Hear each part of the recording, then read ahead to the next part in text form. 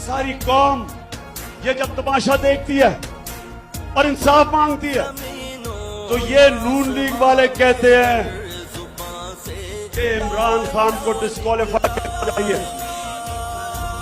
नून league वाले बड़े गौर से सुन लो, तुम ये जो कहते हो कि इमरान खान को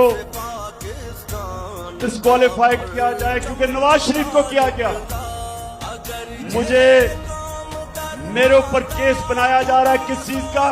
दहशतगर्दी का। क्यों? क्योंकि मैं कहता हूं कानूनी कार्रवाई की जाए उनके खिलाफ जिन्होंने ये तशद्दुद नहीं रोका।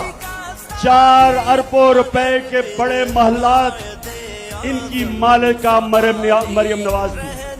अब मरियम नवाज के पास तो पैसा ही नहीं था। पैसा किधर से आना था? किधर से आना था पैसा? बताओ, पैसा किधर से आना था?